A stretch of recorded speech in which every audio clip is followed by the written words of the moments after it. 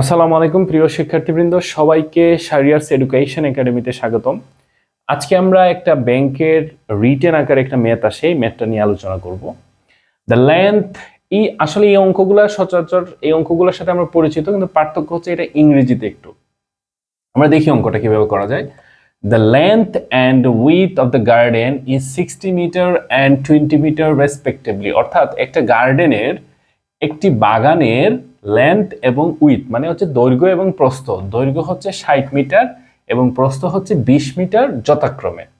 Inside the garden there is a 5 metre wide path around it. মানে এটার চারপাশে, এই যে গার্ডেনের চারপাশে মানে গার্ডেনের ভিতরে এর চারপাশে 5 মিটার চওড়া একটা রাস্তা আছে। What is the area of the path in square metre. মানে এটার কত বর্গ, এটা কতটুকু, মানে এটা কত বর্গ কিলোমিটার, এটার ভিতরের যে এরিয়া, দ্যাট মিনস ক্ষেত্রফল বলি আমরা, এটা কত। এই একটা গার্ডেন, একটা গার্ডেনের দৈর্ঘ্য হচ্ছে 60 আর প্রস্থ হচ্ছে 20, আর এই গার্ডেনের ভিতরে এভাবে 5 মিটার চওড়া একটা রাস্তা আছে। মনে করেন এদিকে 5, এদিকে 5, এদিকে 5, 5 মিটার চওড়া রাস্তা আছে। এখানে 20 দেখি, এটা 20, এটা 20, 60। এখন প্রশ্ন হচ্ছে এটা কতটুকু, এটার ক্ষেত্রফল কতটুকু, মানে এই যে রাস্তাটার ক্ষেত্রফল কতটুকু। আমরা ফাইনালি আমাদের ক্ষেত্রফল বের করতে হবে। তাহলে রিটেন আকারে যদি আমরা প্রশ্নটা সলভ করি, তাহলে আমরা লিখব হেয়ার দ্য লেন্থ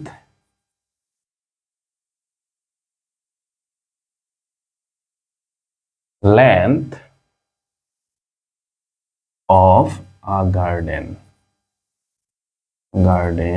ইজ কত, 60, the width of a garden is কত মিটার, 20 মিটার। তার মানে গার্ডেনের, এই যে গার্ডেনের এটা কিন্তু ইনক্লুডিং রাস্তা সহ। তাহলে আমরা যদি লিখি এরিয়াটা বের করি, যদি the area of a garden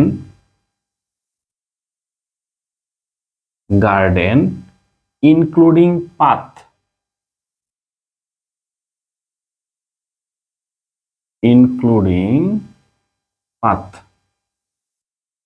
মানে রাস্তা সহ বাগানের ক্ষেত্রফল।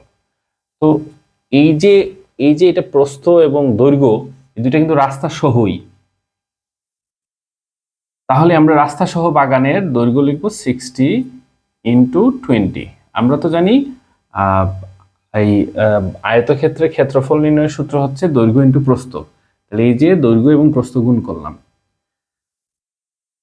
তাহলে কত আসে, 1200। 60 আর 20 গুণ করলে আসে 1200। এই হচ্ছে আমাদের গার্ডেনের রাস্তা সহ। এখন আমরা বের করব রাস্তা বাদে এটার প্রস্থ কতটুকু। Again the length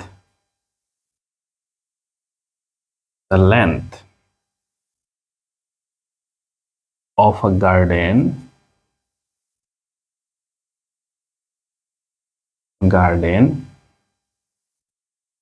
excluding মানে বাদে, কি বাদে, রাস্তা বাদে, রাস্তা বাদে এটার, আচ্ছা এটা তো মিটার স্কয়ার না, বর্গক্ষেত্র, মিটার স্কয়ার। তাহলে রাস্তা বাদে বাগানের দৈর্ঘ্য, তাহলে এখানে উভয় পক্ষ থেকে এই সাইডে 5, এই সাইডে 5 বাদ যাবে, এই যে 5, এই 5 বাদ যাবে। তাহলে এটা মূলত 60 ছিল তার ক্ষেত্রফল, মানে 60 ছিল তার লেন্থ, এটা ছিল আপনার রাস্তা সহ। তাহলে রাস্তা যদি আমরা বাদ দিই, তাহলে দুই পাশ থেকে 5 5 বাদ যাবে, অর্থাৎ 5 + 5, তাহলে টোটাল কত আসে, 60 10 মানে 50। এটা হচ্ছে রাস্তা বাদে। এখন যদি আমরা লিখি and the length, উইথ হবে এখানে, with of a garden excluding path, তাহলে এটা থেকেও বাদ যাবে 5 তাহলে 20 থেকে আমরা এই যে দুই পাশে 5 বাদ দেই, রাস্তা বাদে আমাদের ক্ষেত্রফল বের করতে হবে, তার মানে এখানে আসলে 10। এখন রাস্তা বাদে ক্ষেত্রফল কত হবে? তাহলে আমরা যদি লিখি the area of garden, the area of a garden excluding ক্ষেত্রফল কত আসে? দৈর্ঘ্য ইন্টু প্রস্থ। রাস্তা বাদে যে দৈর্ঘ্যটা পেয়েছি এবং প্রস্থটা পেয়েছি, মানে উইথ আর লেন্থ যেটা আমরা পেয়েছি সেটা আমরা গুণ করলাম, 5 একে 5 অর্থাৎ 500 আসে মিটার স্কয়ার। তার মানে রাস্তা সহ ক্ষেত্রফল হচ্ছে 1200 আর রাস্তা বাদে ক্ষেত্রফল হচ্ছে 500। তার মানে টোটালটা দেখে এই রাস্তা বাদে যে ক্ষেত্রফলটা 500 বের হয়েছে এটা যদি আমরা বিয়োগ করে ফেলি, তার মানে যে অংশটুকু থাকবে সেটা হচ্ছে রাস্তার ক্ষেত্রফল। তাহলে আমরা লিখবো the area of path, the area of the path কত আসে? এখানে হচ্ছে